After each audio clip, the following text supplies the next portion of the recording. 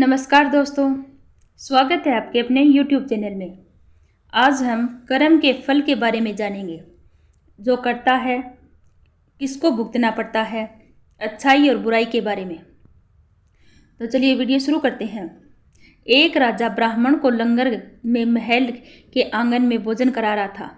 राजा का रसोइया खुले आंगन में भोजन पका रहा था। उसी समय एक चील अपने पंजे में एक जिंदा सांप को लेकर राजा के महल के ऊपर से गुजर रही थी।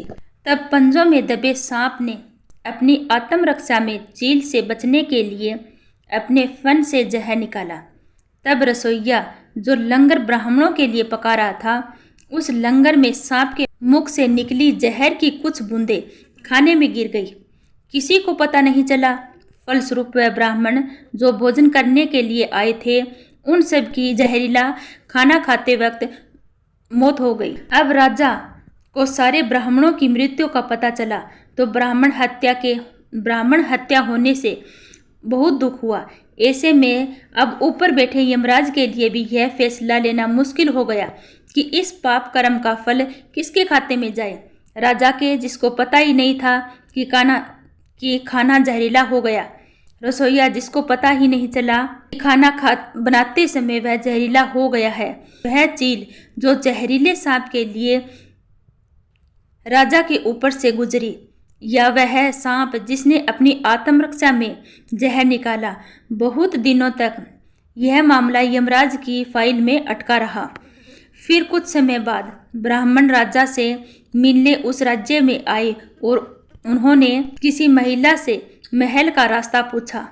उस महिला ने महल का रास्ता तो बता दिया। रास्ता बताने के साथ साथ ब्राह्मणों से यह भी कह दिया कि देखो भाई, जरा ध्यान रखना, वह राजा आप जैसे ब्राह्मणों को खाने में जहर देकर मार देता है। वह जैसे ही उस महिला ने यह शब्द कहे, उसी समय यमराज ने फैसला ले लिया कि उस मृतक ब्राह्मणों की मृत्यु का पाप उस महिला के खाते में जाएगा और इस पाप का फल भुगतान होगा। यमराज के दूतों ने पूछा, प्रभु ऐसा क्यों, जबकि इस मृतक ब्राह्मणों की हत्या में उस महिला की कोई भूमिका ही नहीं है।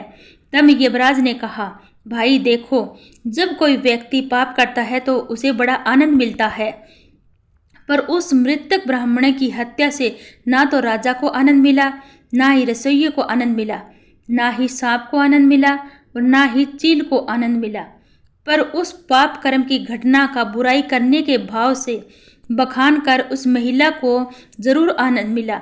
इसलिए राजा के उस अनजान पाप कर्म का फल अब इस महिला के खाते में जाएगा। बस इसी घटना के तहत आज तक जब भी कोई व्यक्ति जब किसी दूसरे के पाप कर्म का बखान पूरे भाव से करता है, तब उस व्यक्ति के पापों का हिस्सा उस बुराई करने वाले के खाते में भी डाल दिया जाता है। दोस्तों, अगर हम जीवन में सोचते हैं कि हमने कभी कोई पाप नहीं किया है, फिर भी हमारे जीवन में इतना कष्ट क्यों आया है? ये कष्ट और कहीं से नहीं, बल्कि लोगों की बुराई करने के कारण उनके पाप कर्मों से आया होता है, जो बुराई करते ही हमारे खाते में आ जाता है।